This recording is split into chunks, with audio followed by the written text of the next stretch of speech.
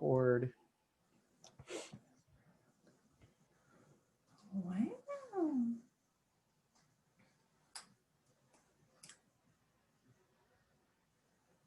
Good morning, everyone. It's good to see you. We've got folks popping in. We'll get started in a second. Okay.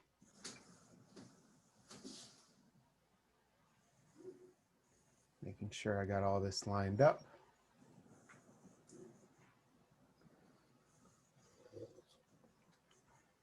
I'm going to add a few more people that are joining right now.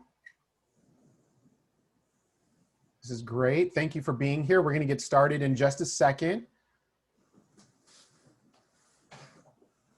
Luigi, it's good to see you.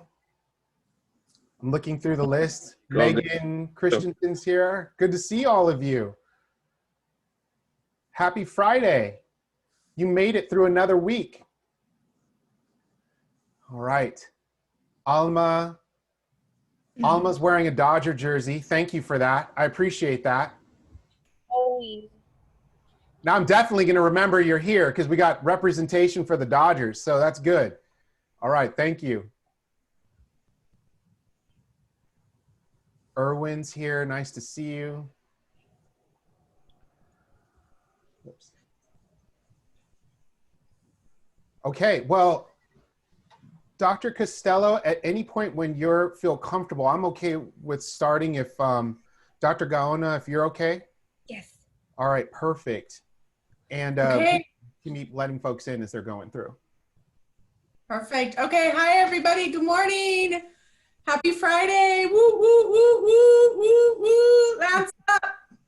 Okay, so this is the second field intensive offered by the Field Education Department. We provide these field intensives as additional supplement to your education. And so we are just so excited today to welcome Dr. Mexico and Dr. Gaona to talk to us on the topic of seeking justice for all. So can we give them a big round of applause? So thank you for taking your time to share with our students. This is really a volunteer activity. Our faculty, Dr. Mexico and Dr. Gaona, are taking time out of their day to share with you. They're not getting paid for this. I didn't bribe them with expensive cars or gifts or dinners. They just said, yes, we would be honored to speak with our students today. So thank you for taking time out of what I know is a very busy day for the both of you. So I just want to take a few minutes and introduce my amazing colleagues who I feel so blessed to work with and to also call my friends. So Dr. Gaona, as many of you may know, her most important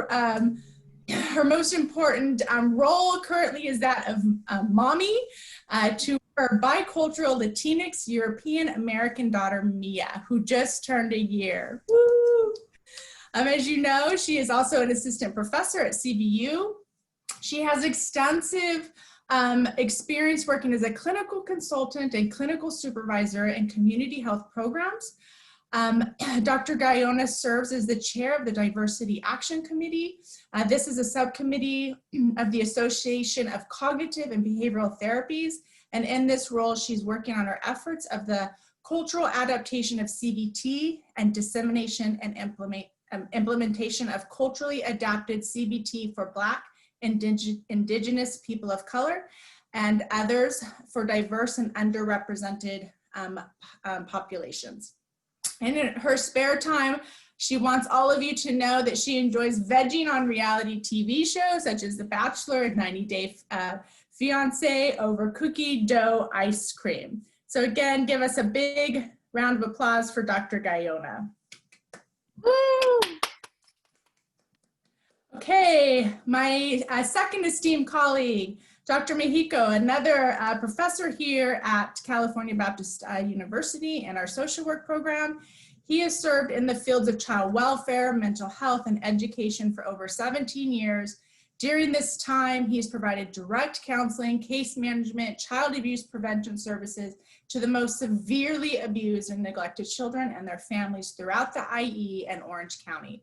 Later in his career, he specialized in organizational leadership, program development, data-informed policy review, and outcome analysis.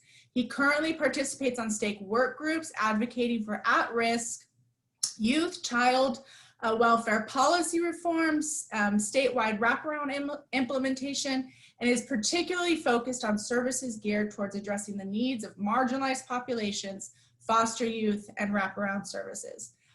Dr. Mexico also volunteers his time providing Bible study to youth serving rehabilitative sentences in San Bernardino County juvenile detention facilities and enjoys restoring and modifying cars. I hope to get one of those in the future, and eating copious amounts of tacos. So join me in welcoming Dr. Mexico.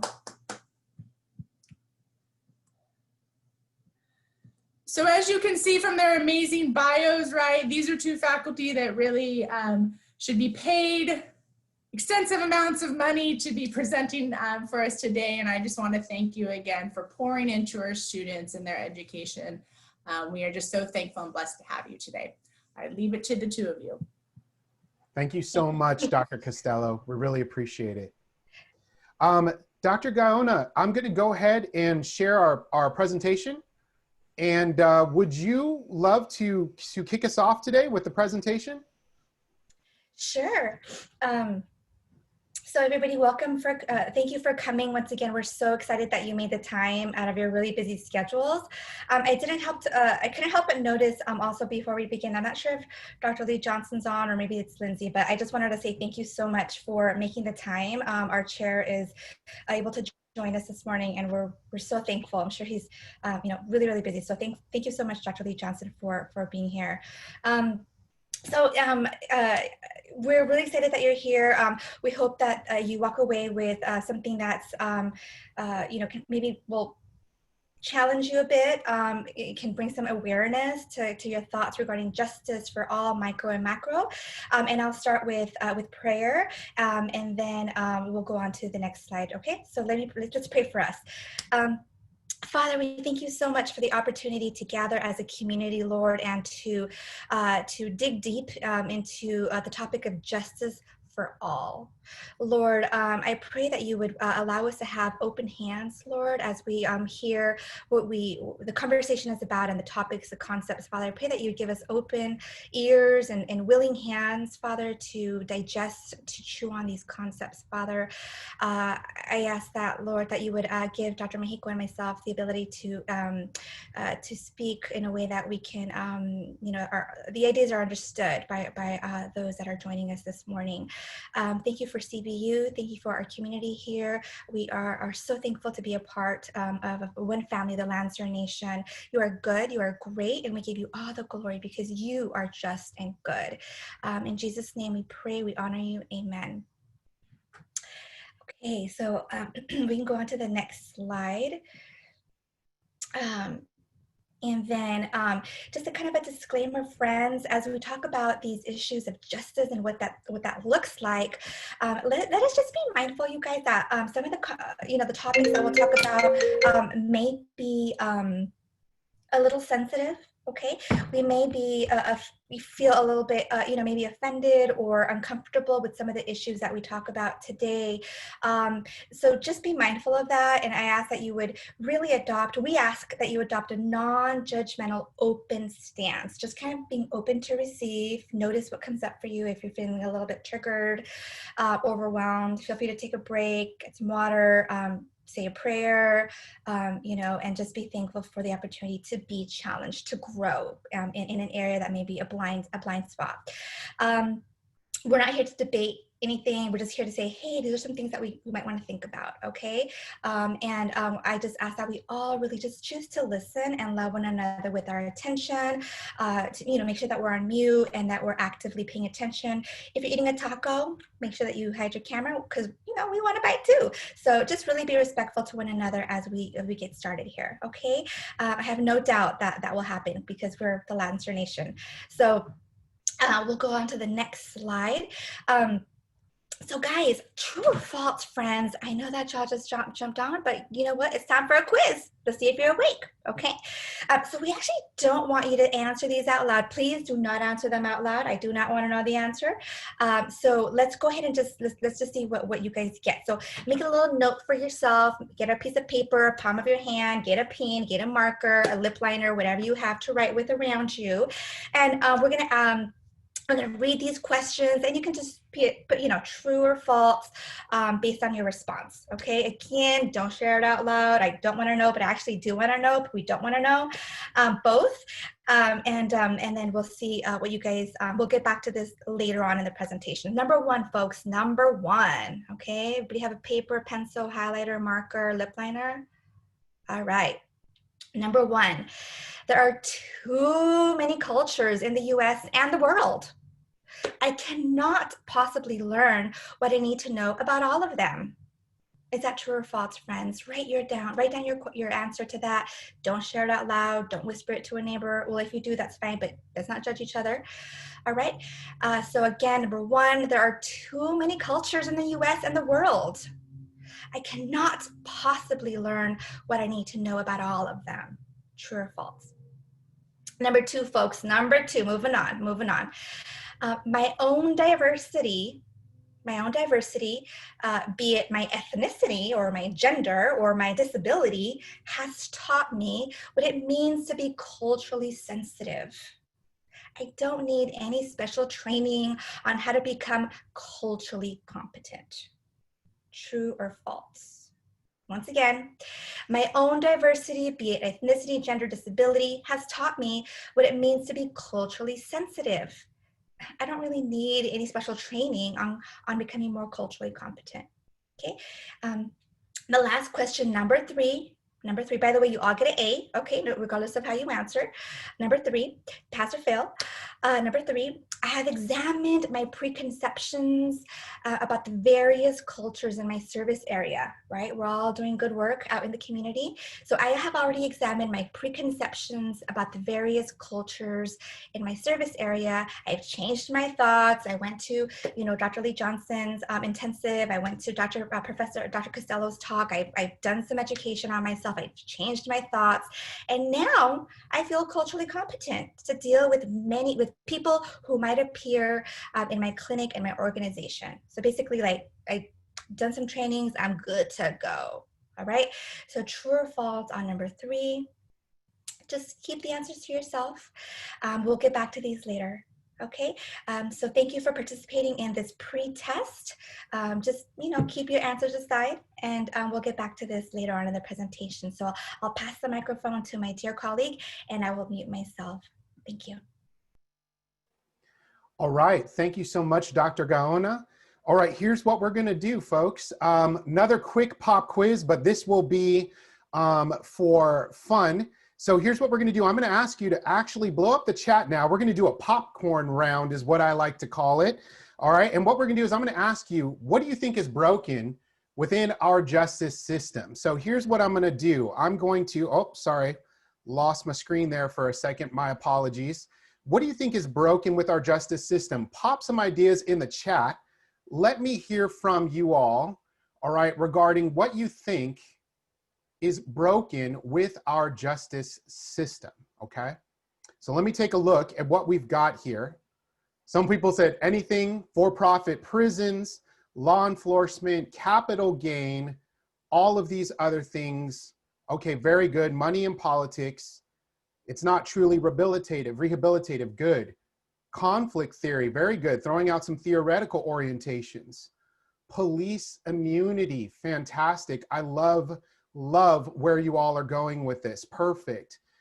Here's what I'm gonna say. Oftentimes, thank you for sharing all of your thoughts. From a very young age, we're often taught early on in life that the law is what it is and that we cannot change the law. I'm concerned for that mode of thinking. And the reason I'm concerned with it is for a couple of reasons. When I was reflecting on, when Dr. Costello asked me, would I be willing to co-present with Dr. Gaona, I immediately said yes, right? Like, this is an amazing opportunity. And then I had to reflect on what was going to be the topic for today's presentation. And in the morning, I get up and I do some centering, and I was sort of immersed in prayer. And in the middle of that prayer, I heard my daughter, who's going through distance learning right now, she was reciting the national anthem, right? And in the national anthem, the Pledge of Allegiance, and towards the end of the Pledge of Allegiance, it says that we're unified, one God, pursuing with liberty and justice for all. We are unified under one God, and we have liberty and justice for all. It doesn't say in our Pledge of Allegiance that justice is only for the elite. Justice is only for one race. Justice is only for a specific tax bracket or region in the United States. We are entitled to liberty and justice for all, unified as one country under God. And that became sort of the genesis of this topic. That is what motivated me for this topic today. And so that's the lens we're going to apply. So I gave you sort of a trick question when I asked you, what do you think is broken with the justice system? Because if I were pressed and asked what is really broken with the justice system, I would offer a different mode of thought. What I would say is, I don't think there's really anything broken with our justice system. I think our justice system is doing exactly what it was designed to do. And I'm going to explain that in a second. So I'd like you to just be open to that fact when I discuss justice from a macro perspective. I'd like you to stop and consider for a moment the faces that are on the screen, right? We have representation here of Breonna Taylor, and we have a picture of Trayvon Martin.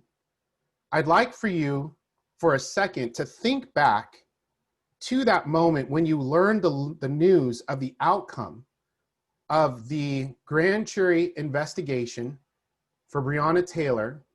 And I'd like you to think back for a moment to when the verdict was read for George Zimmerman, Trayvon Martin's shooter. I'd like you to reflect on then, were you outraged? Were you surprised by the outcomes of these cases? Or were you both? Were you outraged and surprised?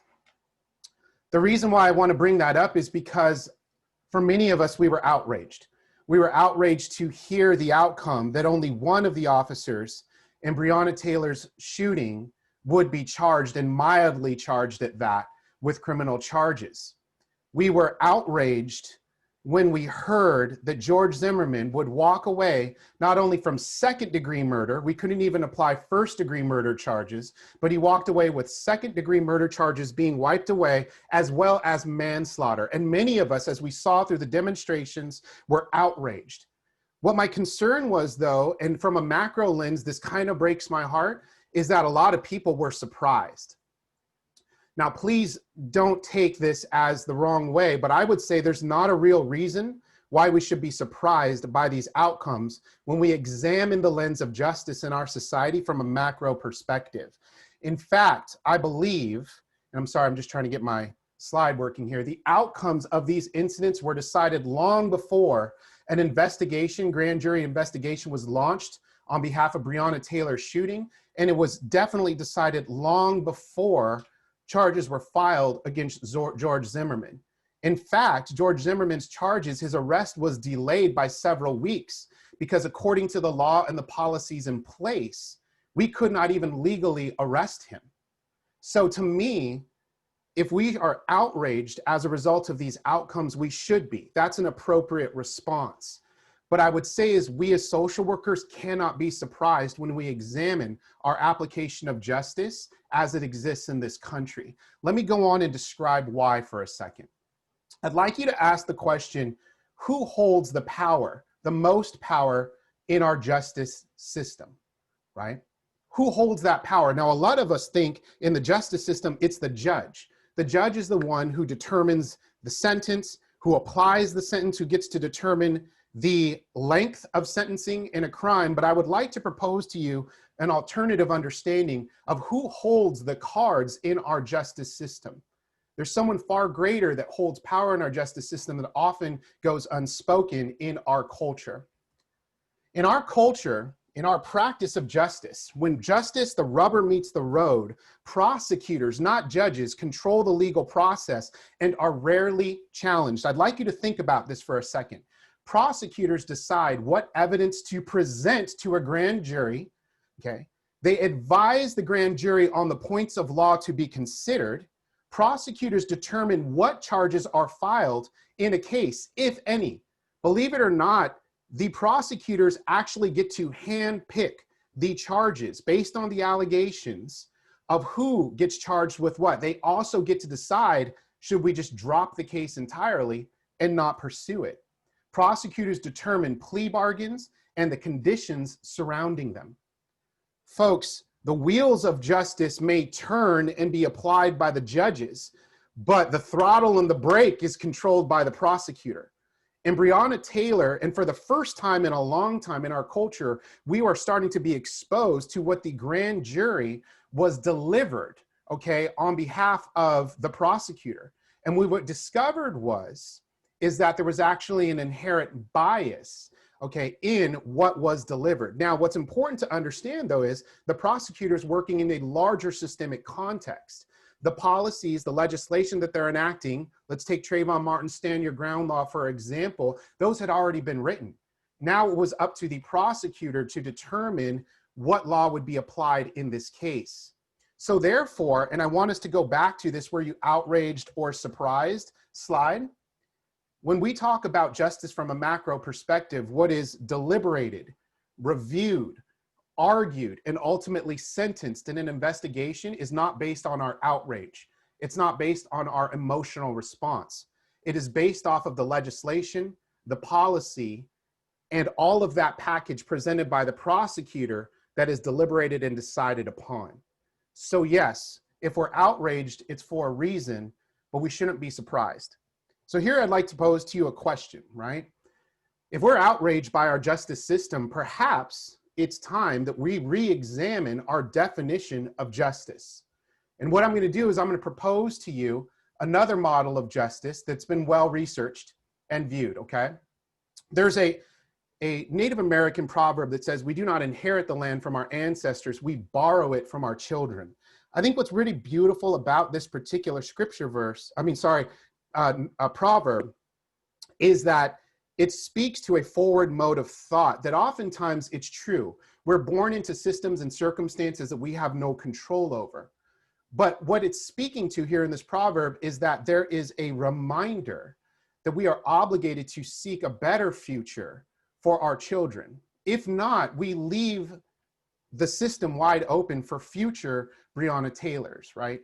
Future Trayvon Martins, future George Floyds.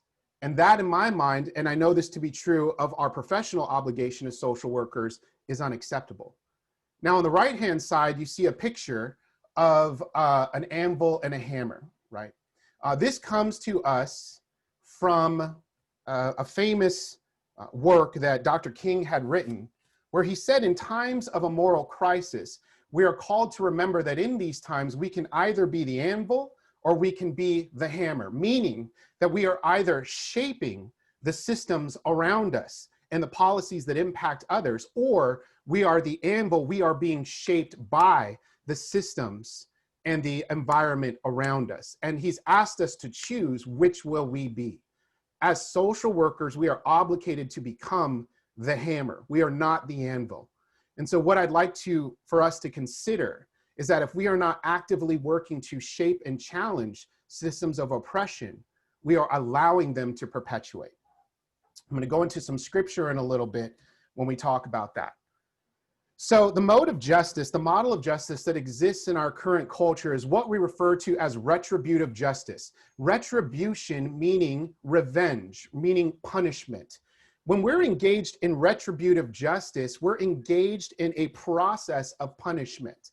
Okay. Now, Howard Zehr, if some of you have taken Marge Pops last year, or you're taking marginalized populations now, there's a book that you've been assigned to read called Changing Lenses by Howard Zehr. This is where I'm bringing the text to life in a very small way for you to understand, right? So under the model of retributive justice, when we're practicing retribution within our culture, the victim actually loses their identity after the crime. They are no longer the victim. If someone inflicted a crime on me, I'm no longer Antonio Mexico. I am simply just the prosecution. It's the people versus the offender. It is no longer Antonio versus the offender. The victim has no say in the outcome of the case, the sentencing, or the restitution. In fact, what happens is the victim's voice is not even heard until sentencing, when we get to talk about victim impact remarks that are shared at the end. The victim's voice is literally silenced in our model of justice. Restitution then usually only comes in the form of compensation. Antonio, you were robbed, here's some money. Antonio, you were raped, here's some money, right? Antonio, these things had been taken from you. You can go and use this money to go get some counseling services. And as a result of that, the victim's wholeness is not addressed. Money doesn't make me whole, right? Restoration does. The victim may struggle to engage in daily life and routines following this. And likewise, under a retributive justice model, the offender loses their identity too. The offender doesn't speak with the victim after the incident. The offender is locked up, held separate, and the negotiations, the voices are literally only coming from the prosecutor and the defense, two attorneys arguing on behalf of these individuals. The courts administer justice, but not the community. The community is not asked, how do we make things right? Doing harm equates to a loss of freedom and money. That is what we equate to doing harm is in our retributive model of justice. And the offender's wholeness, therefore, is not addressed. You've heard me say this, right? Several times in class. We are responsible to serve those who have been hurt, as well as those who have done the hurting. That is our job as social workers. And the offender is given minimal tools, understanding whatever, to change their behavior. So pop quiz, really quick, just think about rhetorically. You don't have to say this out loud or type it necessarily. What do you think victims need to feel whole? The individual victim. What do you think that they need? Now, according to Howard Zehr, so there's a good question here. Orlando said, isn't the community represented by the jury? Good question. I'm going to go off track for a second here. To a degree. If we know anything about the trial process, it is very deliberate in our jury selection process who we bring on board. Let's not also forget there's some systemic issues here that when you are convicted as a felon, you can no longer vote nor represent yourself on a jury. Disproportionately, a large group of African Americans and other individuals of color are labeled as felons, even though they're not deserving time. How is it then if the majority of your community who are labeled as felons, all right, cannot serve on a jury, and yet now you're going through a jury process of selecting individuals from the community? Voices are no longer brought to the table. This is the systemic injustices that occur. Thank you, Elena, for pointing that out. I appreciate that. So what do we think a victim needs to feel whole? Let's look at this. Well, Howard Zehr in his research said, really, the trick question is only a victim can answer this authentically, and the needs vary from one person to the other. However, according to Howard Zehr's research, there's 4 things that a victim needs to feel whole. This came from thousands of interviews that were done with victims of violent crimes. Restitution, empowerment, safety, in order to feel safe. And what victims wanted was justice beyond retribution. They were no longer concerned with revenge. They were no longer concerned with anger. What they wanted was justice. What kind of justice were they talking about? Let's explore that in a second. I'd like to apply a macro lens to Zehr's research. What if we looked at Zehr's research from a macro perspective? What would restitution, empowerment, safety, and justice beyond restitution look like to the Black community? What would restitution, empowerment, safety, and justice look like to the Latino community nowadays? What would it look like to individuals without citizenship, to women, to LGBTQ plus individuals? Systemically, when we examine justice from a macro lens, our historical definition of justice and its application has failed these individuals, these populations. The system failed Trayvon Martin. The system failed Breonna Taylor. The system failed George Floyd, children and families who are in detention centers right now, and LGBTQ plus individuals and women, right? This is why it's a concern for us. What we've learned is an injustice for one is an injustice for all. As King said, you can't have a first-class nation without second-class citizens. And this should be a concern from us from a macro practice of social work. Let me offer you a contrasting view according to Howard Zehr's research on different models of justice. Retributive justice, as we notice here under this lens, is justice is administered. It is inflicted upon. Justice is dosed in blocks of time of money lost. You did something awful, you spend your time in jail for this long, or we hit you with this kind of fine. That is justice in our culture. Harm involves the victim and the offender, okay, and punishment equates to justice. We can say that justice was met in this country when we know that the person who did harm in our culture, all right, is now suffering as a result. That is the model of retributive justice. Biblical justice, restorative justice is what Howard Zehr was discussing, this alternate understanding of justice. Now, I want you to understand this isn't some newfangled model of justice that was pulled out of anywhere. Howard Zehr labeled restorative and biblical justice based off of the concepts of tribal culture. Tribes indigenous tribes in the Americas, in Africa, lived under this notion of restorative justice for long periods of time, and we saw evidence of it also existing with the Mennonites in northern Canada, Christians coming in and saying, we are not interested in retribution in our culture, we are interested in shalom. Shalom. So in Jesus' time, people walked around, and when they greeted one another, what did they say? They said shalom to one another, both in greeting and upon departing.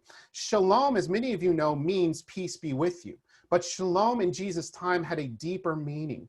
Shalom literally meant an act of restoration. It was a question to one another. When I said peace be with you, it wasn't just a statement, it was a question at the same time. I was asking you, if I asked Dr. Gaona, if I said peace be with you, what I'm really doing is asking her, are we okay? Are we in balance with one another? If she said peace be with you back to me, what that meant was we are now in harmony with one another. I have no beef with you. You have no beef with me. We are intact. We are whole. And so shalom is sought under the restorative justice model. Imagine then picturing that the goal is not to punish the offender or the victim in this process, but to make both sides and as a result, our community whole again. So therefore, justice is a timeline of grief, acceptance, and reconciliation, right? Harm is no longer involving the victim and the witness, it's involving the community. When we harm one another in our city is weaker as a result of it. When our city is in a pattern of doing harm to one another, then our county, all right, is weaker for it. When our county is weaker, our state is weaker. When our state is weaker, our union is weaker. And when our union is weak, our country is struggling. And that's ultimately where we are in this state of society at the moment. And so therefore, it is not about punishment that equates to justice under a restorative model. It's reconciliation that equates to justice. Now, if you want to hear more about this, you're going to hear more about this in our classes, and we're going to talk about it more. But really quickly, I'd like to take a break really quick, and I want to give you then, we've talked about justice. Really quickly, I want to cover the notion of oppression. And in 5 minutes or less, I'm going to give you an overview of how we can look at oppression in a beautiful sort of analogy. But before we do that, what I actually want to do is guide us through a poem of Maya Angelou. Some of you know it very well. I Know Why the Cage Bird Sings. This is a poem that was written articulating the notion of freedom and oppression.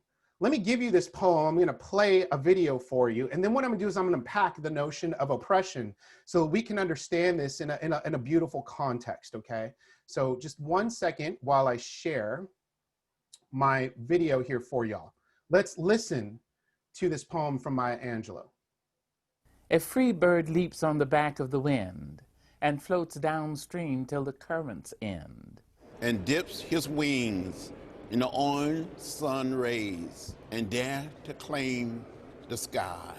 But a bird that stalks down his narrow cage can seldom see through his bars of rage. His wings are clipped and his feet are tied, so he opens his throat to sing. The free bird thinks of another breeze. And the trade winds soft through the sighing trees. And the fat worms waiting on the dawn-bright lawn, and he names the sky his own. But a caged bird stands on the grave of dreams, and his shadow shouts on a nightmare scream. His wings are clipped and his feet are tied, so he opens his throat to sing. The caged bird sings with a fearful trill of things unknown, but longed for still. And his tune is heard on the distant hill, for the caged bird sings of freedom. All right. I hope you were inspired by that the same way I was. I absolutely love this poem because it speaks so eloquently to this notion of freedom, this notion of oppression simultaneously, right? To reiterate on this stanza, the caged bird sings with a fearful trill of things unknown but longed for still, and his tune is heard on a distant hill, for the caged bird sings of freedom. Folks, every time I hear this poem from Maya Angelou, I'm reminded of this picture. Some of you are very familiar with this picture. This was a very popular photo that kind of burned in many people's heads, the image of the civil rights movement. These, to me, these gentlemen walking in a line marching, right, are literally the caged birds, right? On one side, they have these men representing a system, a macro system of oppression, pointing the rifles at them. And on the other side, if you can see in the background here, tanks, right? These individuals are literally walking two lines. They're in between these bars of oppression. And really what we're talking about, Maya Angelou was talking about, is their voice is still attempting to be heard, right? They're still singing. These birds here, their voices are their signs, right? This I am a man in opposition to, singing to, asking people to hear that I am a man. I am not a Negro, as the term was used in the civil rights movement. I am not a boy, as it was used and still is used, unfortunately, in the Deep South today, right? I am not subjugated, I am a man, and I'd like you to see me as such, right? Every time I hear this poem, this is what I think about. But let's step back for a second and look at oppression using this birdcage analogy of Maya Angelou from a macro approach, right? Let's take for a second, kind of close your eyes and picture that oppression then, picture the bird, that person, that oppressed person, right, sitting in that bird cage. And we know that a bird cage is composed of what? Individual bars. And alone the bars are powerless, right? The bird can just escape if it was only one bar. But you've got many bars surrounding that bird, right? And each bar is connected to the other, which strengthens the cage, but it also traps the bird within it. Right? Now, what if each of those bars that you're imagining in your brain is inherently biased at its core? Imagine it represents our education system, our justice system, our healthcare system. Another bar is immigration. Another bar is commerce or trade, right? These bars begin to add up. The bars become this network of oppression that surrounds the individual. This is the macro surrounding the micro. Biblical restorative justice works us as social workers to dismantle these bars, recognizing that their relationships are intertwined and that they're complex, okay? And one beautiful quote from Albert Einstein said, we can't solve problems by using the same kind of thinking when we created them. It should, again, be no surprise to us that some of the problems lie in the inherent biases that exist within our systems. The only way to dismantle them is to attack the inherent biases. And this is why, when I was excited to present with Dr. Gaona, that we could combine the macro and the micro together, right? I'm painting a picture for you. And Dr. Gaona is going to talk about the tools to cut through these bars. Finally, I want to just kind of end with two more slides here, a couple slides, right? So let's look at oppression in one other way. Oppression can actually be experienced similarly by multiply oppressed groups. You can have different groups experiencing oppression in similar ways, right? Let's take a look at this. One picture we have here are individuals without citizenship who were locked in detention centers, right, being separated from their loved ones upon attempted entry into the United States. And here is representing our current retributive justice system, disproportionate amounts of arrests, sentencing, right, affecting our Black community and people of color.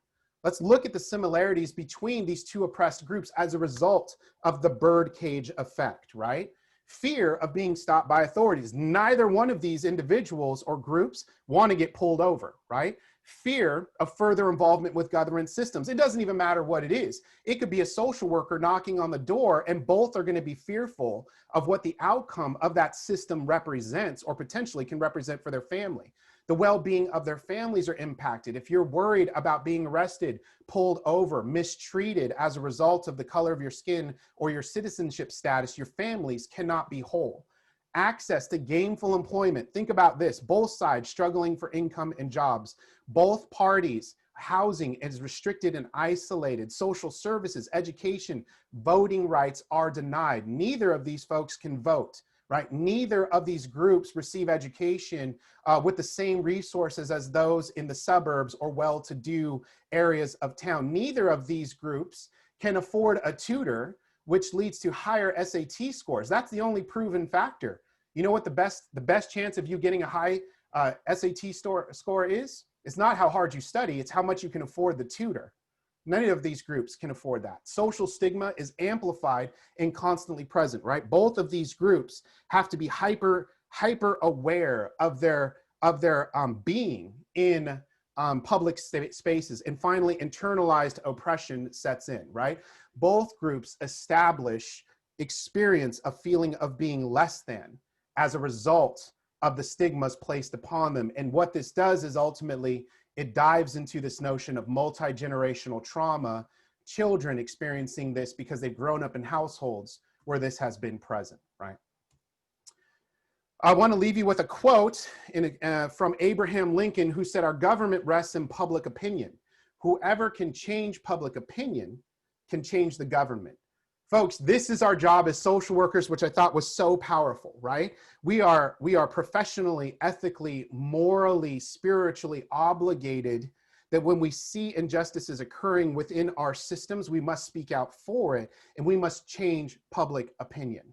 All right, that is our responsibility. Finally, I want to tie into some scripture really quick. This scripture really hits home for me in a very personal sense of defining sort of the marrow, the core of justice. And so this comes from Matthew. Some of you are very familiar with this, the Beatitudes that were spoken by Jesus, right? Blessed are the poor in spirit, for theirs is the kingdom of God. Blessed are they who mourn, for they will be comforted.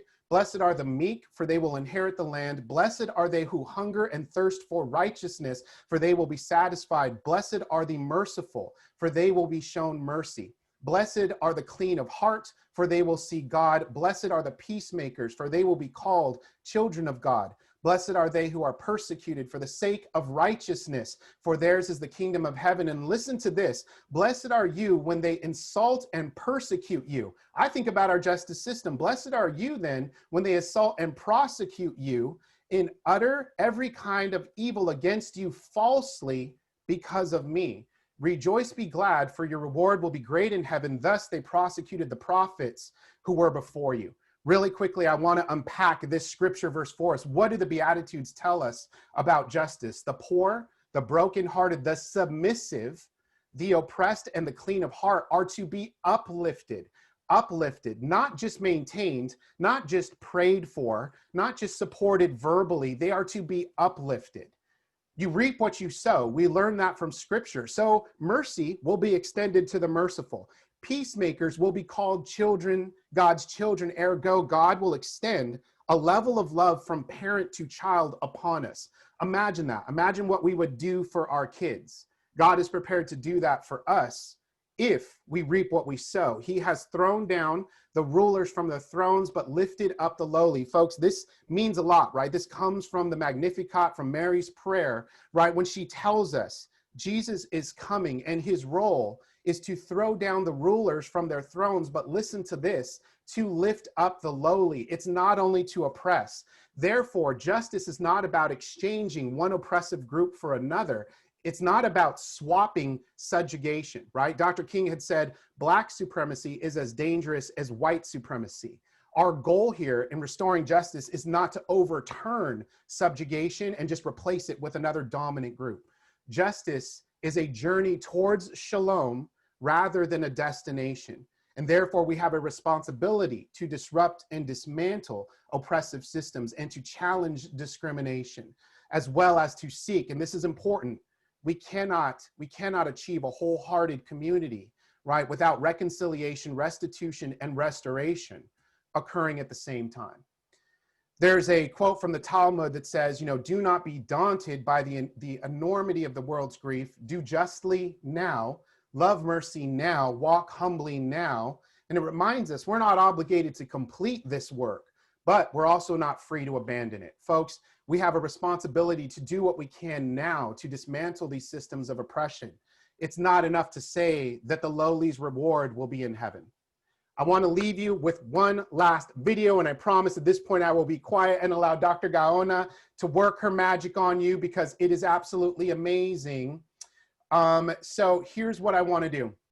There is a phrase in Hebrew, and that phrase is referred to as Lashon hara. And Lashon hara literally means in Hebrew, evil tongue. Now, in Hebrew culture, there is actually a law that's written forbidding individuals to speak ill about someone else or to spread gossip or to insult others. In Hebrew culture, it is believed that the words that we use have an impact on one another. If those of you have had class with me or watched any of my lectures, I've been on this kick this year about showing this video because I think right now, I'm primarily concerned for the discourse that we're using in our culture right now.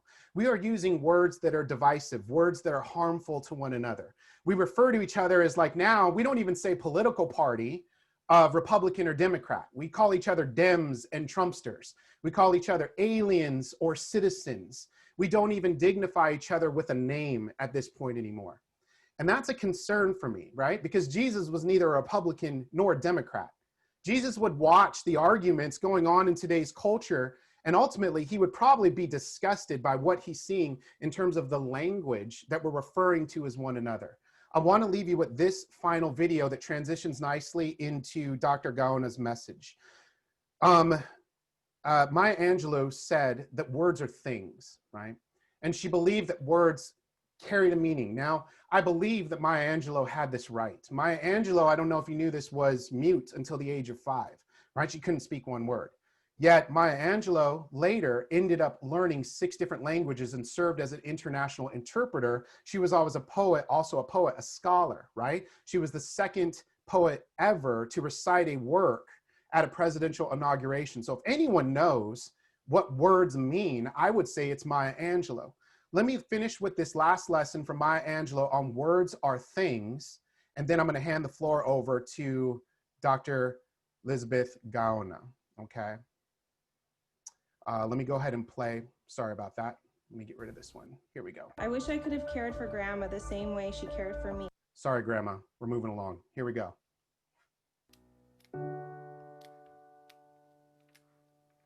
Words are things, I'm convinced. You must be careful about the words you use, or the words you allow to be used in your house. In the Old Testament, we are told in Genesis that in the beginning was the Word, and the Word was God, and the Word was with God. That's in Genesis. Words are things. You must be careful. Careful about calling people out of their names, using racial pejoratives and sexual pejoratives and all that ignorance. Don't do that. Someday we'll be able to measure the power of words. I think they are things. I think they get on the walls. They get in your wallpaper. They get in your rugs, in your upholstery, in your clothes, and finally into you. Okay, really quickly, I want to just reiterate then, according to Maya Angelou, words are things. And she said something really pronounced here at the end, right? She said words get everywhere. They get in your carpet, they get in your clothes, but what'd she say? Finally, they get into you, right? And the point of this is to speak, what Maya Angelou said so eloquently was, if you're the oppressor and you speak this hateful language out, you can never pull it back. You can apologize, you can say you're sorry, you can make gestures of restoration, but the scar, the wound is there, right? It may heal over time. You may be left with a scar, but the trauma was still inflicted. And ultimately, what she means is words get into you if you're the oppressed, and this is being spoken to you every single day. then you start to believe what you are called on a daily basis. If you are communicated to that you are less than because of your skin color, because of your politics, because of your size, because of your gender, you begin to believe it over a period of time. So words are things, right? So I would encourage us as we move into these next few slides to remember that in the language that we use when we're responding to one another in these tense moments, right? So Dr. Gaona, please. Thank you so much, Dr. Mexico. That was amazing. Friends, I don't even know where to start. So Dr. Mexico is amazing. I'm so thankful to be able to share the other side of the coin with Micro, kind of like, what do we do now? How do we roll up our sleeves and identify the bars? How do I speak up for the bird in the cage and roll up my sleeves and be active? So let me go ahead and share my screen. We'll start with some verses. And when I was asked to if I was interested in presenting with Dr. Mexico, I was like, oh my gosh, he's just amazing. I hope that I can add to his talk. So I hope that you can walk away with something that is helpful to you. So let me share a portion of my screen. Dr. Mexico, am I able to share? I think it's not letting me share part of my screen. I just want to make sure that I'm able to do that. Let me see, I'll double check on you right now here. Advanced. Let me see. 1 second, I'm going to pop on here. Thank you everybody for your no patience. problem. Okay. Work my Zoom magic here.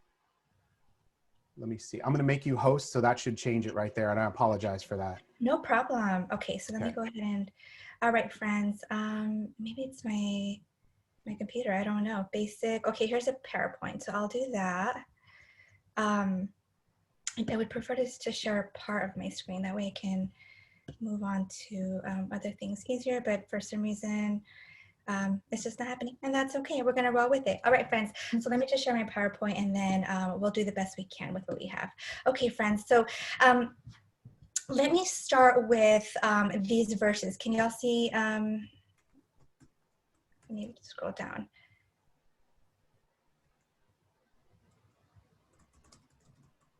Can y'all see these? Yes. Okay. All right. So I prefer to share just the presentation itself. I'm not sure if I can, but that's fine. We'll just do this. Okay, guys. So let me go ahead and read this for us. So Matthew 7:12. So in everything, do to others what you would have them do to you. Do to others as you would have them do to you. Okay, so I love this verse, and I wanted to start off with this verse because I think it's really easy for us to kind of get in our head and be like, how do I do this? What do I do? How do I change the system? And it's like, you guys, let's not overthink it. Let's love our neighbor as we would love to be loved, as we love ourselves. Right? So just kind of bringing it down to a very simple, let's not overthink it. Let's just go back to the word. The Lord spells it out for us. Okay. Another verse, Matthew 10:42, and whoever gives one of these little ones even a cup of cold water because he is a disciple, truly I say to you, he will by no means lose his reward. Okay, by no means. So as we think about interventions or ideas on how we can, micro-interventions or ideas on how we can dismantle, break apart the larger, the injustice that we're seeing all around us, let's come back to the word and be like, Lord, show me, change me, open my eyes. What am I missing? Where are my blind spots? And perhaps it's just, I was at McDonald's with my husband getting a coffee because it's $2.15, folks. I can afford that, right? Starbucks is $5 nowadays. And we got to the window and somebody paid for my coffee. And I said, oh, goodness, they're probably happy that it was only $2.15. But the car in front of us paid for our meal, and it was just a cup of coffee. But I said, I want to love my neighbor like that next time. Let me do that for someone next time. So just small, simple ways that we can love one another. And you know, it's an example that happened recently. The other verse that I wanted to share with us, Matthew 7, 3-5. Why do you see the speck in your brother's eye, but do not notice the log that is in your own eye, right?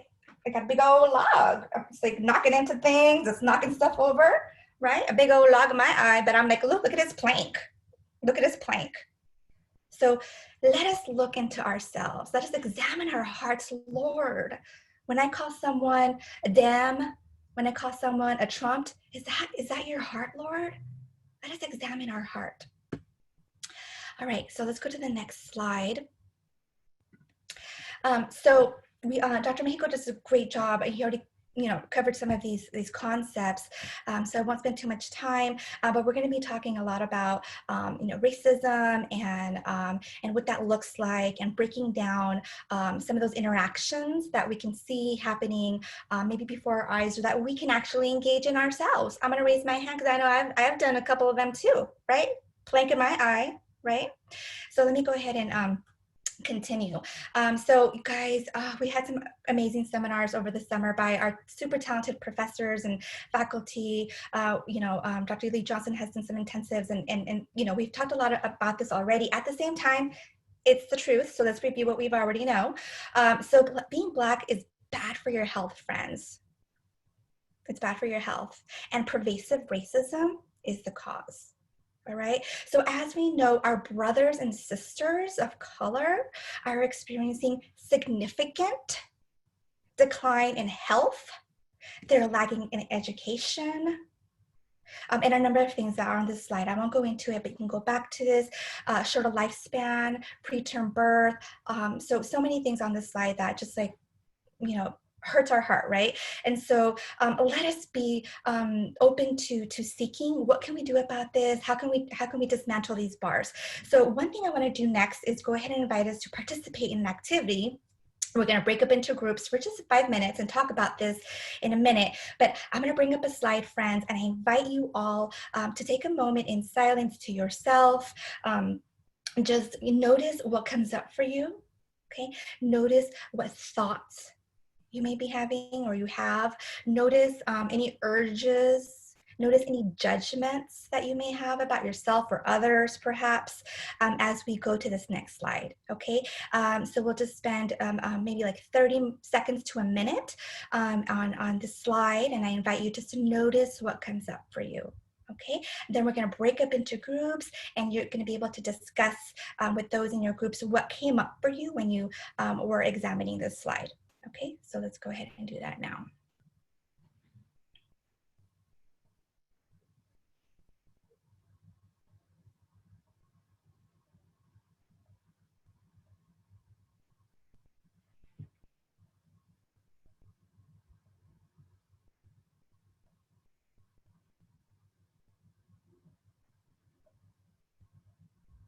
Notice any thoughts that you're having or emotions that may be coming up for you.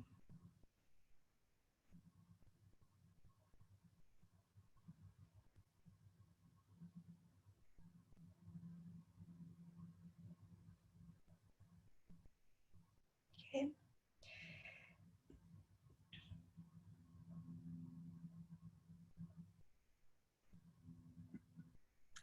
So friends, we're going to go ahead and split up into groups. We'll spend about 5 minutes. So we'll talk with each other about what came up. Okay, this is the beauty of being able to have an intensive online remotely, that we're able to kind of split up really quickly and then come back in 5 minutes. So I want you to chat with each other. Just talk about what thoughts came up for you, if any. Maybe you're like, I was just blank stare, no thoughts. Just what came up for you? What feelings or emotions came up for you? What was coming up for you? Okay, so let me stop share, and then I'll go ahead and split us up into groups so we can just discuss what came up for you during that activity, just noticing. So we'll do 4 to 5 per room. We won't spend too much time on here, but it's a time of kind of discussion and introspection. Okay, introspection. So we'll go ahead and do that. So go ahead and click on the group that you've been assigned. It's 10 o'clock, so we'll come back at 10:05 to discuss what came up for you. Thank you for participating. Hey, Dr. Gauna, can you do me a favor? Yes. Do you think you can assign me back to a co-host? Because I want to make sure the recording goes back this way after we're done. Okay, do it right now? Whenever you have a chance. Okay, I did that right now. Okay. No rush. And let me practice my share screen. Dr. Lee Johnson, it is such a pleasure to see you. I'm so thankful you're here. Let us know if you want to chime in and have the microphone for some time. We're really honored that you're able to make it.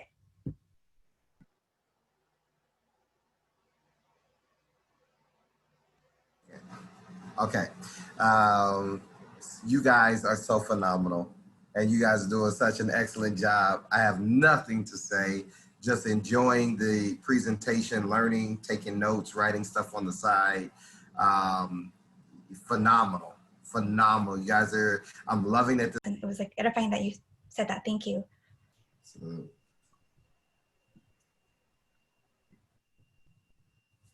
All right, folks are popping in now. Okay.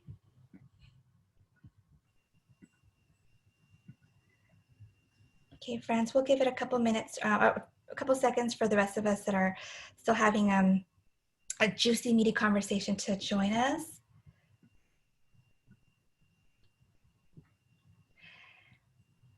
So at this point, I invite us just to have a short dialogue. And perhaps we can, I don't imagine there being too much foot traffic, but perhaps Dr. Mexico, because I'm sharing my screen and I'm looking at my slides, would you mind moderating that if folks have anything they would like to say? If you can just maybe come off mute, and then we'll just take a couple of comments of what came up for you in your groups, okay? Because you were in groups, so perhaps someone from your group or and if not, we can just type it in the chat. But I think it's great if we were able to hear your voices. We'd love to hear that tone in your voice. So any volunteers? And again, I can't see who's here. I'll speak. It's Brina. Thank you. So with my group, everybody was looking at it from a psychological perspective, but I actually kind of looked at it like, oh wow, these are some options that are actually available for once, because my grandparents and parents were always like, oh no, like you can't go get a white baby, like go and get the black doll type of thing. So like seeing this was like, okay, wow, like I didn't realize that, oh, there's only a selected few, just only black dolls, and this white girl can't get one, that is her color. So it was different looking at it from a different perspective. Yeah, to bounce off of Brina, like a memory came to mind for me where like I wanted this black doll as a child because she was just like, she had the best outfit, she had the best hair, like, and I wanted it, and my mom told me no because I was not black and I couldn't have the doll. So just, things like that where you're just like conditioned to believe, well, I guess only black children can have black dolls, or only white children can have white dolls. Like that's where it happens. Yeah, and then Bree and I also talked about, and Alex as well, just kind of like what was even available in the stores that our parents were shopping at or like taking us to. That's something that I was thinking about, because to be honest, I don't recall ever seeing an African American doll or a Hispanic doll. And then I started to wonder, okay, wait, is that just because of the store that I was shopping at with my parents? They didn't offer or like have other types available. And then I thought even deeper, like, does it matter to who's even owning the store and like what they're actually like allowing to be sold in their store? So that's kind of like what I was thinking about.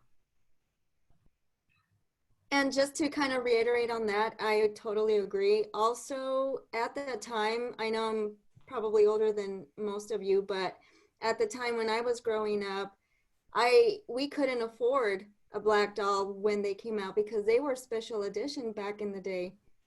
And they were much more expensive than the regular Caucasian doll. So that was even one of the thoughts that I immediately thought of, was couldn't afford a doll that looked somewhat a little similar to my skin color or to family or friends that I can,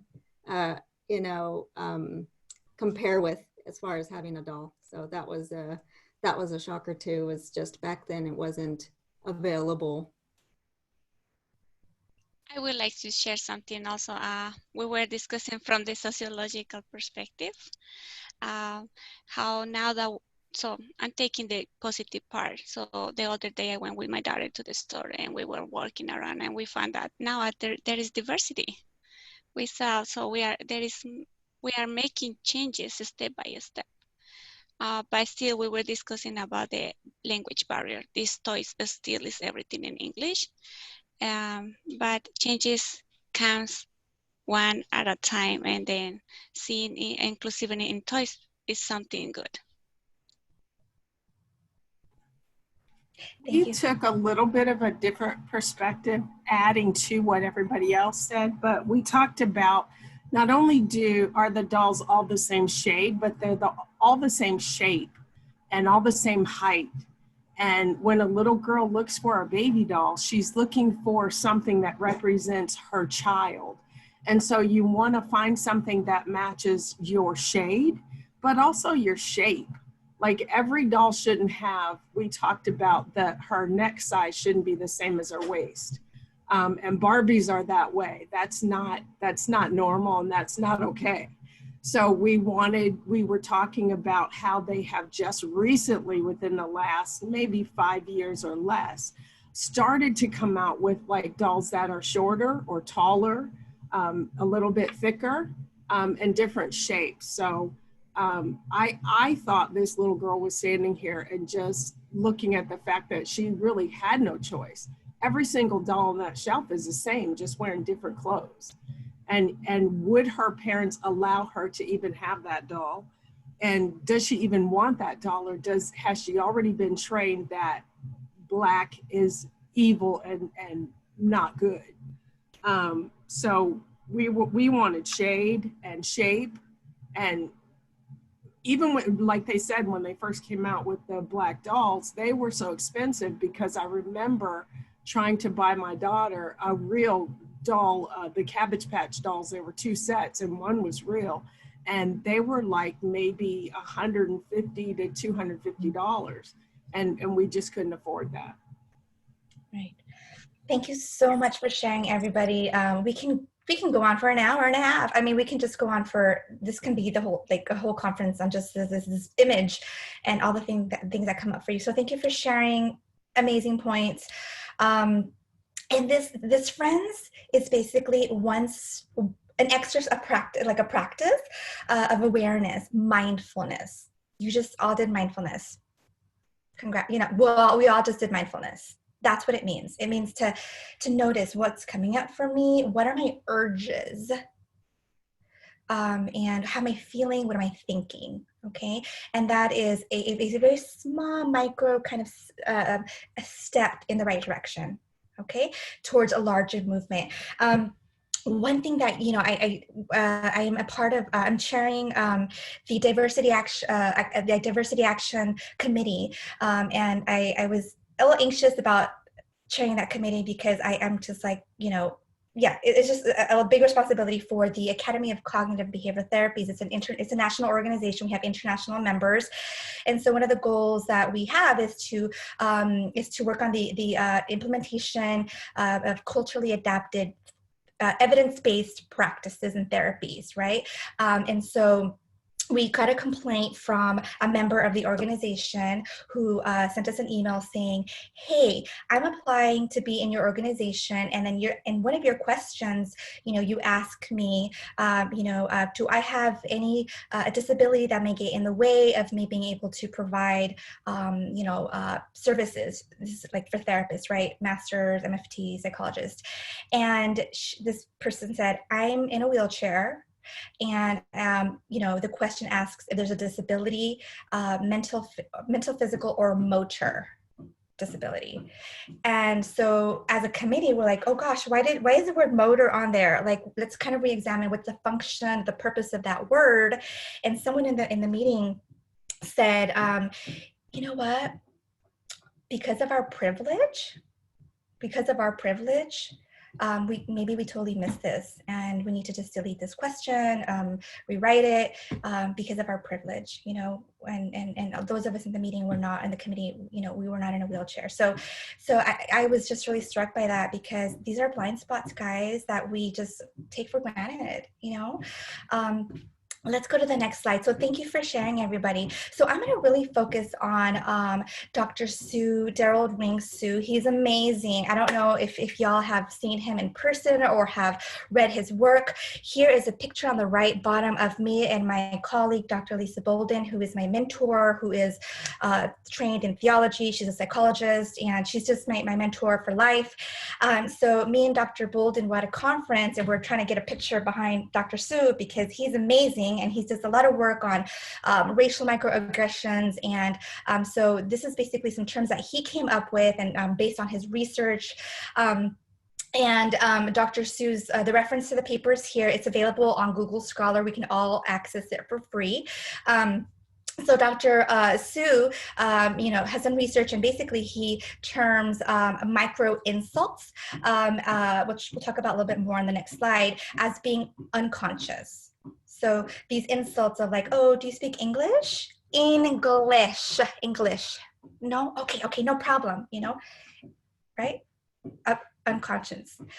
Micro assault, these are conscious. These are more forthright, or like, oh yeah, you need to sit over there. Sit over there, it smells.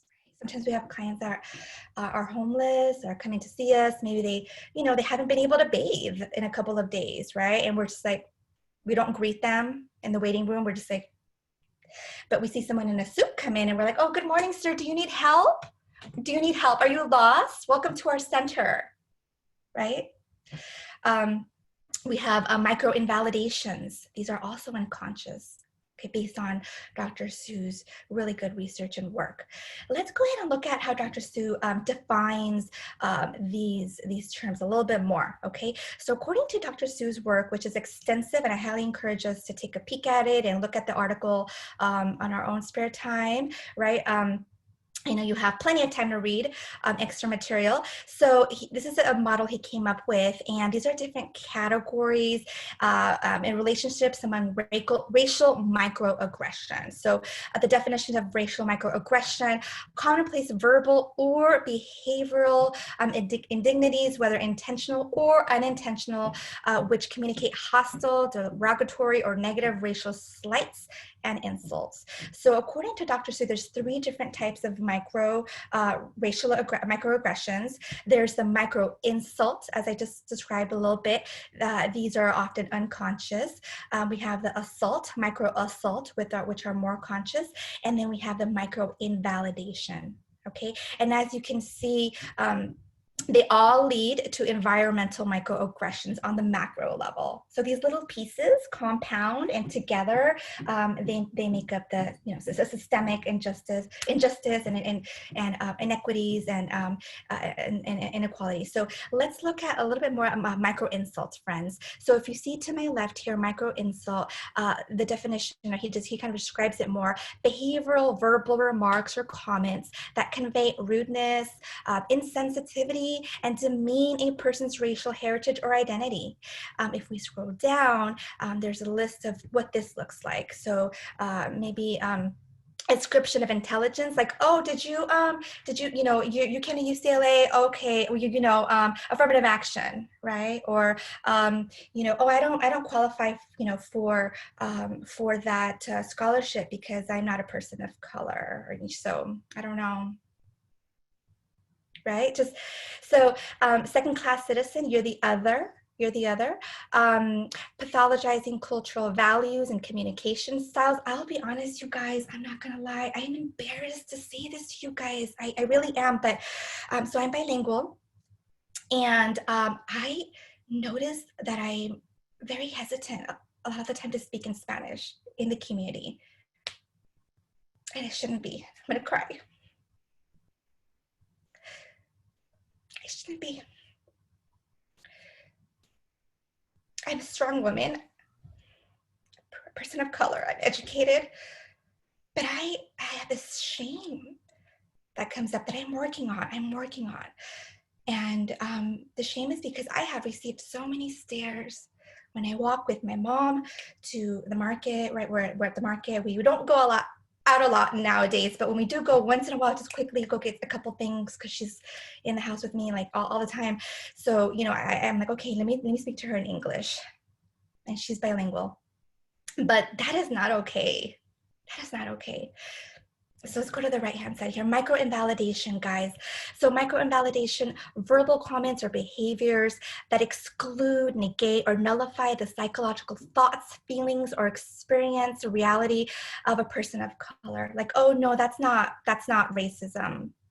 No, that's not discrimination. That's just the way it is. Like, it's not, that's not it, and that's not it. So you're invalidating their experience. Maybe folks feel like they're an alien in their own land. Right? Colorblind society, okay? The myth of meritocracy and denial of individual racism. Let's look at some of these, you guys. So, this is an example of a racial microaggression, a micro insult, which we just talked about a little bit. It's unconscious. An example is, oh, they have a thick accent. Yeah, you have a thick accent. You should work on that. It's kind of thick. I don't know, if you really want to be able to work here and represent our company and do some public work and speaking, we really need you to work on that accent, right? Or when we hear somebody, we're like, oh, I wonder where they're from. Like, oh, I don't know if if they're able to really do this work, because like, you can't really understand them, right? Or like their intelligence because of that. And so also ignoring the non-English speakers. So when I go out with my mom sometimes to medical appointments, so I'm her caregiver, and the doctor or whoever, the front office person is like, talks to me like, does your mom, when was the last time that she was seen here? And I'm like, when was the last time you were seen here? Right? And sometimes I say it in Spanish. Cuando fue la última vez, I say it in Spanish, but I'm like, she's bilingual. Let's ask her. Mom, when was the last time that you came, right? And so just, ignoring, so she's ignored. And there's an assumption, right? By the way, guys, if y'all, whoever listened to my Spanish for social workers, #1, there's more coming up, but #1, I really wanted to focus on background. And so I mentioned in that talk, the Treaty of Guadalupe Hidalgo, which was basically a treaty that was signed in 1848 when there was a war between Mexico and the US because of colonization, manifest destiny. And so there was a war. And so a large part, about 55% of Mexico was succeeded to the US, right? And so Arizona folks, California, New Mexico, Texas, Colorado, Nevada, Utah, was all part of Mexico. So I don't know, folks, but the border didn't cross me. I mean, the border crossed me. I didn't cross the border, according to the treaty, right? At the same time, I'm the other. I need to change my language. And folks, according to this, the Treaty of Guadalupe Hidalgo, the treaty states that, California, that the United States says, yes, you can retain your Spanish language, and we agree, we allow you to go ahead and teach your little kiddies in the Spanish language in schools. We agree that you can go ahead and continue to do that. That is in the treaty. And here I am feeling shame and uncomfort because of the stares that I receive when I speak in Spanish in public sometimes. That is not okay. Let's go to the next slide. Another example is of a racial microaggression is micro-invalidation, guys. This is another one according to Dr. Sue's work.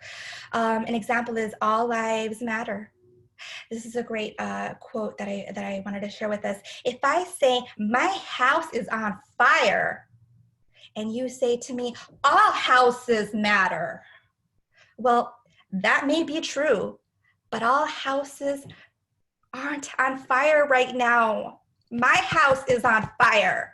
My house is on fire. I need help. That's an example of a micro-invalidation. When we say racism does not exist. If you're brown, you're from out of town. Where are you from? You were born here? So let's go to the next slide. So as Dr. Sue shares with us, a lot of these things are unconscious. we're not really aware of it. It's kind of like we accept it as is. It's the norm. It is what it is. It's just kind of, it is what it is. Let me show you this other image. You know, I'll be honest with you, right? It's kind of like, I don't know. This is, you know, maybe is this the norm? Should this be the norm? Something to think about. The way things are. Do we need? How can we? You know, are we missing anything? Do we have any blind spots, friends?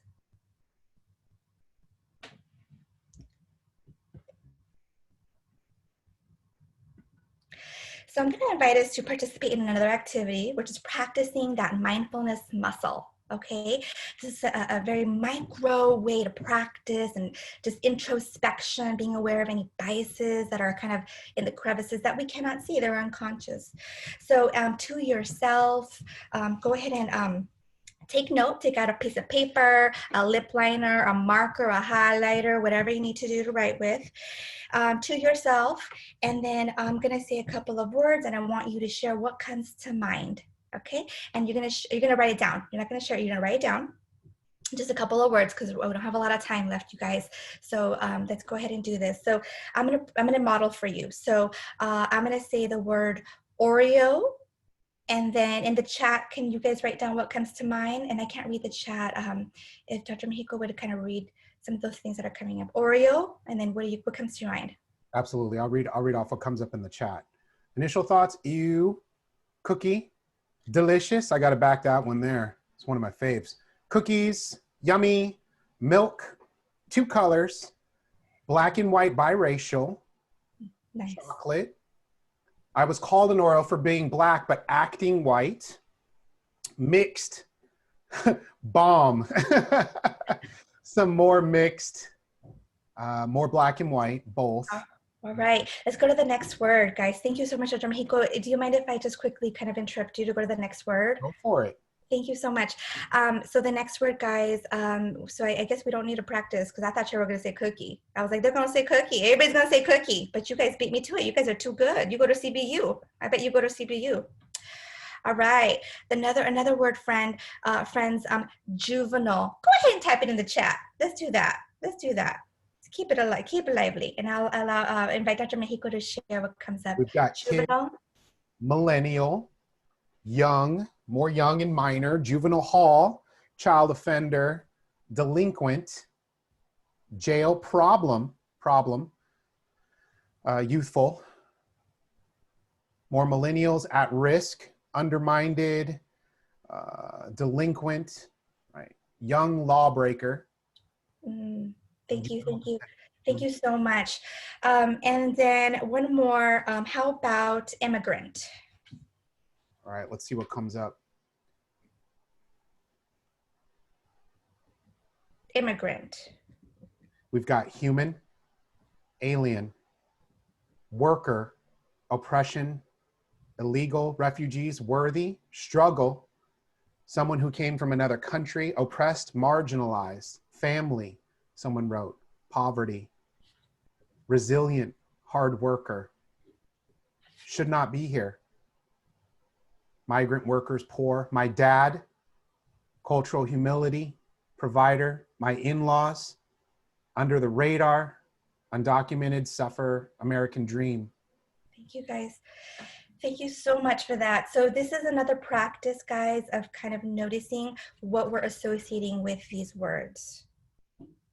Okay, I noticed that when I said the word juvenile, maybe I missed it, folks, because I'm not looking at the chat, right?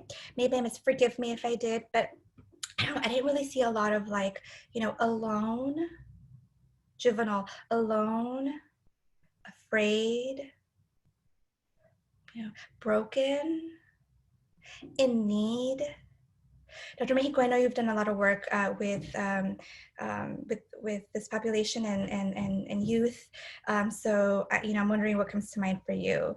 Yeah, I think silenced, and for me, when I go into juvenile hall and you read Bible studies to kids that are straight up tatted, whole faces covered, right? In there for felonies. They'll be tried as adults. They sit like little kids and you're reading them a bedtime story. So I think of vulnerable when I see those kids. Right. And then we also talked about the word immigrant, okay? I have to confess, you guys, and I feel a little bit, I hope I'm not judged, right? It probably will be.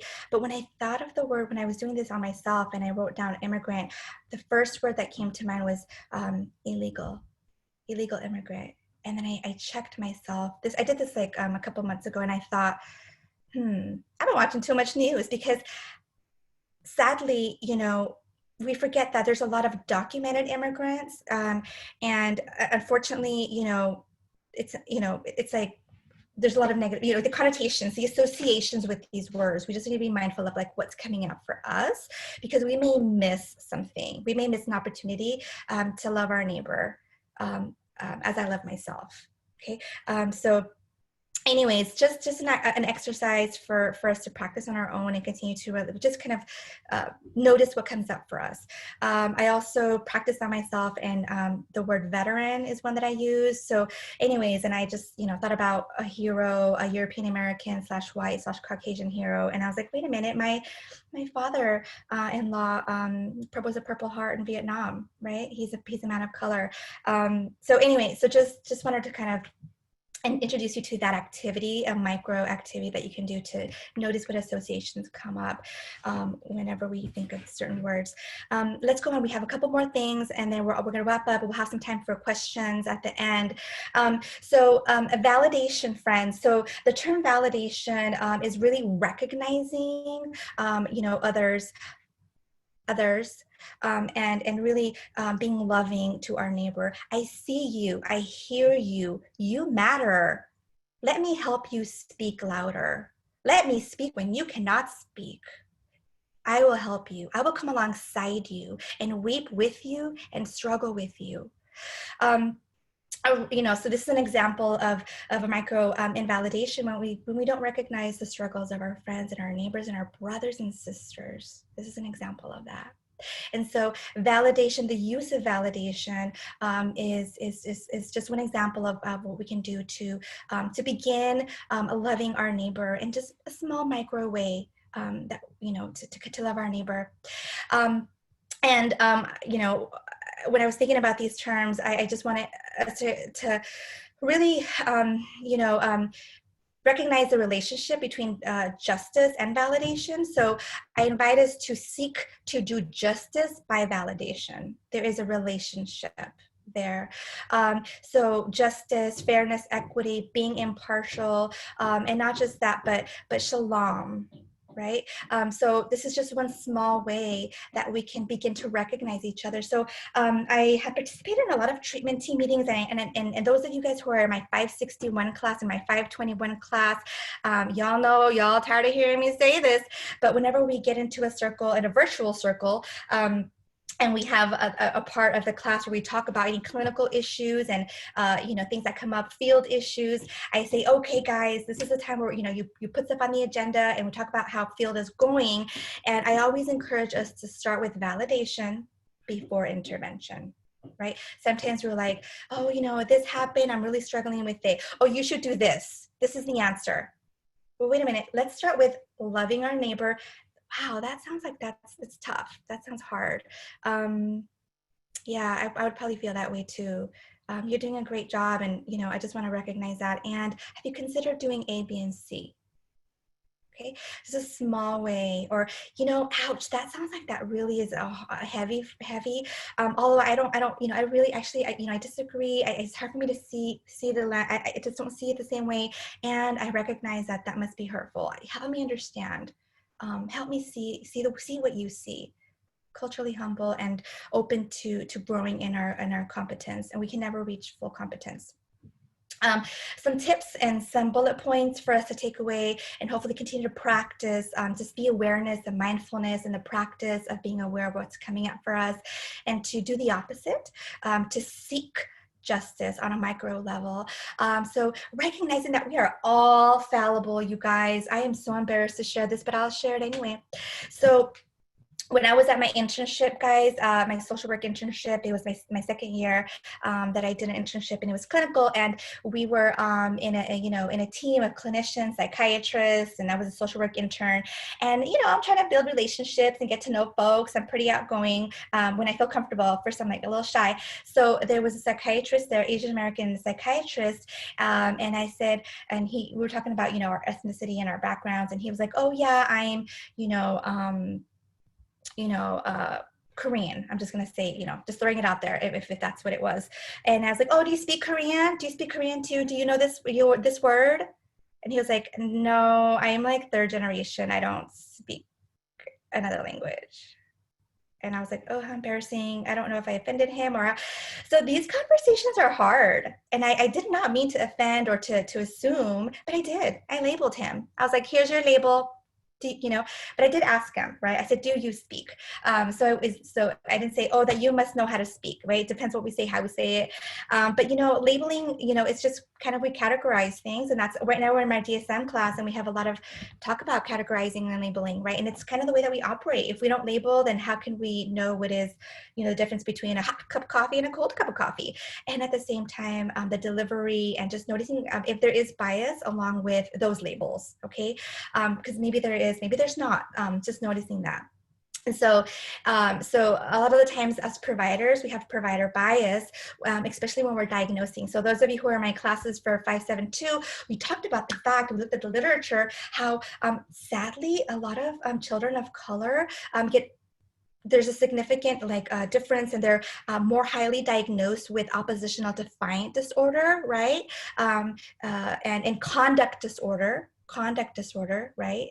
So on the track of okay, going to juvenile hall, that's your next stop, because of the skin, because of the pigment in their skin. How much pigment do you have in your skin? Do you have more than me? Okay, then you're on this track. Provider bias, so that does exist, and so the research does tell us that there's an overdiagnosis because of folks' pigment. There's also European American / Caucasian / white. They are overdiagnosed with ADHD. So it's not just people of color. So this is across the board, and so we just really need to be careful of the provider bias that maybe we're not recognizing, and I am, I'm guilty of it too. So we are fallible, recognizing that, really aiming towards practicing a humble way of practice. And I'll show you my cultural humility scale next, which I love this scale. And those of you who've had me, I know I've already mentioned it many times, so thank you, bear with me. Really just want to encourage us to have a feedback loop with the folks that we work with. And so a feedback loop, how am I doing? What can I do better? Did that come across okay? How did I come across to you? I'm sorry, I didn't mean to. Can you share? Can you ask me? So just really encourage us to elicit feedback from the clients that we serve, the people that we work with. This is a cultural humility scale, which I'm sure you've seen, and I hope that you adopt into practice. I love this scale. In my Spanish for Social Work, the first talk, I talked about this scale and the fact that research shows that there's a correlation between clients in getting better and the cultural humble stance. And a cultural humble stance in practice is when we do these things, basically. Respectful, we're open to explore, number 2. Number 6, do we act superior? No, we don't do that. We're the opposite. We're like, I'm not really sure. I'm not the expert. Can you educate me?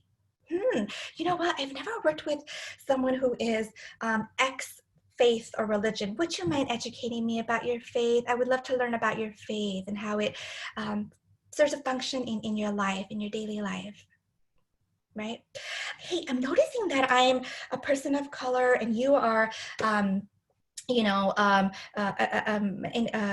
man, a male who is maybe an older adult male, and do you feel comfortable working with me? I'm 22, right, and I'm a Latinx, and do you feel comfortable working with me as your case manager, as your therapist? How does that play a role in our work together, if at all? I'm just wondering what your thoughts are. I want to make sure you're comfortable. Okay, so really encouraging us to seek to practice and adopt a cultural humble stance. In this scale, we give it to our clients, they fill it out, and then we get their feedback. So for the sake of time, I won't go into this too much, but this is a piece that my colleagues and I, Dr. Bolden, I mentioned earlier, she's amazing. So she and I and other colleagues wrote a chapter last year, or this year, 2020, just came out. So one of the things we talked about was cultural dialectics, and basically this term means that there's two things are true at the same time. And so two things that have to do with the client's culture. I actually won't go into it too much. I should probably do a talk on this because it's a lot, and it's really, it could be a lot to chew on. But I just want to, I guess, the take home point is just recognizing that there is tension sometimes between our goals for the client and the client's values, the client's culture, their thoughts, what's important to them, what is valuable to them, and then our goals. There's a tension there. So that's attention. So let me give you an example really quick, and then we'll move on to Q&A. So there is this intervention, right, where it's called DBT ACEs, but basically this intervention where we want to help clients come off of welfare. It's called DBT ACEs, accepting the challenges to exceeding the system, and it's not really so we help clients get off of any government funded programs, because we want them to have increase their quality of life, their SES, and so we want to help them get jobs, etc. So this is adopted right now by LA County DMH and not all of the clinics, but some clinics. And so they're working to help clients that come in and they're in CalWorks. And so one example of a cultural dialectic is that clients are supposed to go out and apply for jobs, and they have a little piece of paper where they write down all the jobs they applied to this week. So, we want to recognize, though, guys, that if your name is a name that maybe is associated with someone who has a darker pigment in their skin, you may not get called for an interview at all. Your application may just be put to the side. So we just want to recognize that there are things that make it in the way. And so although we're asking clients, go apply for these jobs, you applied for 20 jobs and no one's called you. Are you sure you applied? I wonder why they're not calling you back. Let's look at your resume. Let's look at your resume. Maybe it's their name. Maybe it's their name. What is going to be one take-home point that you are going to take back with you? Is it shalom? Is it how do I identify the bars, and what can I do to dismantle those bars of the bird cage? Who are the birds? Where are the birds? Is it identifying the birds and coming alongside our brothers and sisters? Is it doing some work on myself? Because you know what? I have all kinds of biases and I don't even know that I have them. They're unconscious. Is it, I'm going to read that paper that Dr. Aragona is really, really wants me to read and educate myself? Is it, you know what, I'm going to go ahead and buy someone a cup of coffee and say, I see you. I see you with your 3 kids at McDonald's, and I'm going to go ahead and treat you and your 3 kids. And that's on me. God loves you. I see you. What is it, guys? So take 30 seconds and then we'll move on to Q&A, and I'll pass the mic to Dr. Mexico. So go ahead and take 30 seconds just to write down one thing that you can take away from this talk. And I invite you to go ahead and write it in the chat as well. And maybe Dr. Mexico can read some of those take-home points. So Absolutely. Just one thing. There's some amazing takeaways coming from today. Cultural humility, being mindful and an active listener, really learning cultural humility. Shalom was something taken. Being more mindful, validation, the impact that words can have. Someone said the full PowerPoint. Yeah, that's grateful. I'm glad for that. Cultural humility, and continue to educate, right? Those about my culture, cultural dialectic, wonderful. Thank you so much, everybody. So we'll go to the next slide, and I want you to encourage you to still go back and write something down. If you're like, I still don't know what I'm going to take home. That's okay. You only had 30 seconds. So, we want to just leave you with a couple thoughts, and I'll give the mic to Dr. Mexico. So, so do to others, friends, as you would have them do to you. Okay, let's just remember to be loving to one another in this really difficult and challenging time that we live in. I understand that I will never be able to understand completely, culturally humble, but I stand with you, and I will not let you do this alone. You were never meant to. We are a community. We are called. We are a body of Christ. We are called to be hands and to be feet, not just to be eyes and witness. Speak, reach out, say something, do something. We'll wrap up with this post test, and you don't have to answer it. Okay. Again, we just want to be like, hey, do you know it all? Do I know it all? I hope not. So again, some questions that you can go back to. For the sake of time, I won't read the whole question. You can go back to this on your own. But the first question is, there's just too many cultures, and I can't possibly, know everything. We're not asking you to. We're just asking you to be willing to take another look at self and others and say, am I missing something? True or false? My own diversity, be it my ethnicity, gender, disability, has taught me what it means to be culturally sensitive. I don't need any special training. I'm good. Is that true or false for you? Number 3, I've examined my preconceptions about the various cultures in my service area. I've been to Dr. Mexico and Dr. Garna's talk intensive and others, and now I feel that I'm pretty, culturally competent. I'm good now. I've been here, check the box, got my CEU credit. So is that you, true or false? Gosh, we hope not. We hope not. We hope that you continue to seek. Okay, so at this time, I will pass the mic to Dr. Mexico, and I will, Dr. Mexico, do you want me to keep this slide up? I can stop sharing, whatever you wish. So thank you, everybody, for your mindful attention. Yeah, what if we go ahead and stop sharing? That way we could see everyone's amazing faces. And what I could do is, can I just say, can we give Dr. Gaona a hand? I mean, absolutely just amazing, right? And doesn't she have this beautiful way of balancing her vulnerability with facts and just allowing us to sit like quietly with our thoughts for only a moment, enough time for it to set in? Dr. Gaona, can I share something really quick just about how awesome you are? Yes, and I'm gonna cry. Okay, well, go ahead and cry. Let's try to make you cry. So then the goal is that Dr. Gaona is so amazing, and she didn't say this to you, but literally 10 minutes before the presentation was supposed to start, electricity goes out in her house. The electricity goes out. She's on her laptop running on borrowed time right now, and she's using her cell phone as her Wi-Fi connection. Folks, she still pushed through this because she wanted to be in front of you all today. So I just got to say, like, this was like a treat. Like, Dr. Gaona and I got to present together. We love it. We love hanging out with y'all. So what I want to do is, like, we want to hear from you. If there's any thoughts that come to mind, any reflections, any questions. Fatima, I see your hand up. So please go ahead and ask, and we'll spend a few moments just with some questions. Dr. Mexico, Dr. Gaona, thank you for this. This is something like I was expecting. Dr. Gaona, you are unique. I need to take a class with you. I don't know how. I need to follow you because you are so knowledgeable. You shared and you were I'm sorry.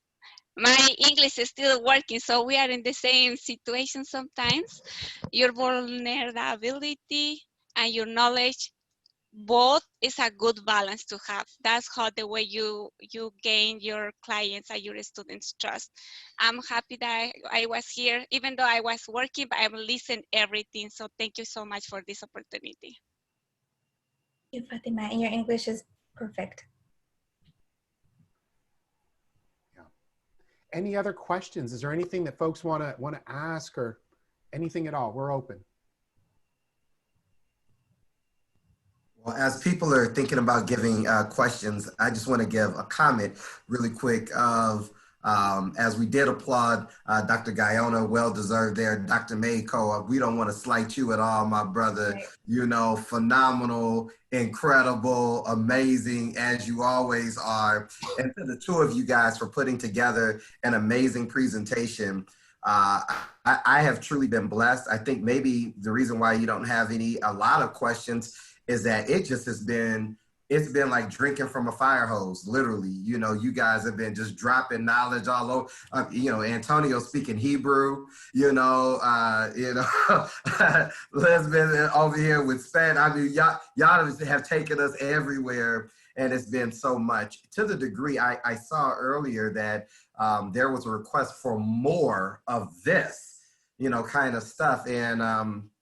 And I'm hearing that, I'm looking at it, I'm seeing that, and I will explore ways that we can do it. I know Dr. Costello and I will put our brains together, figure out how we can make that happen. But, and then to see that there were 90 folks, man, you know, here for field intensive, 9 o'clock in the morning.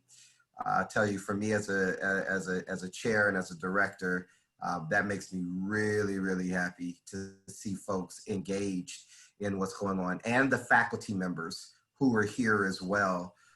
So appreciate all of you guys, but a wonderful presentation. I've got to log off for another meeting. So good to see everybody. Great job, the two of you guys. Amazing leadership, Dr. Costello, to all of you guys. So good to see you. God bless. Thank you, Dr. Lee Johnson. Have a great day. Thank you. Thank you so much. And thank you also to Dr. Costello for the brilliant idea. She approached us and, you know, it was, you know, a little seed in her mind, like, oh, this is a vision that I have. And so thank you for coming up with this, the topic for us. And it's just really appreciate, this is the fruit of your labor and so your excellent work. And Dr. Mexico, yeah, very intimidated by you because you're amazing. So it's a pleasure to be working with you and presenting with you.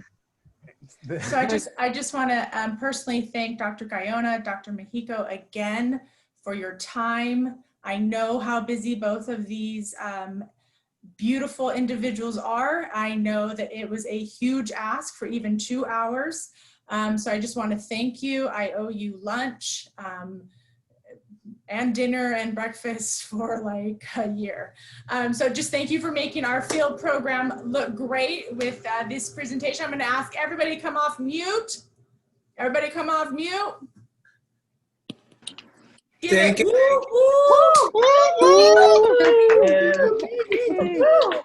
Thumbs up. Yes, yes. Thank you. Thank you. Good job. Thank you. Thank you. Amazing. Guys. Thank you, Dr. Costello. Thank you. Thank you. Bye, guys. Thank you. Thanks, everyone. Thank you, everyone. Safe weekend. Thank you.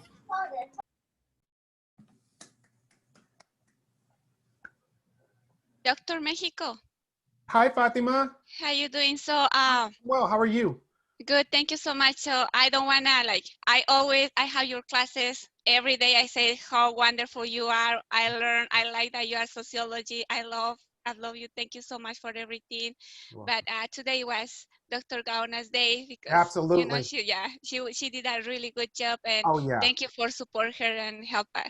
Oh, you know what, Fatima, thank you for that. And honestly, this is why we're a team, right? We lean into one another.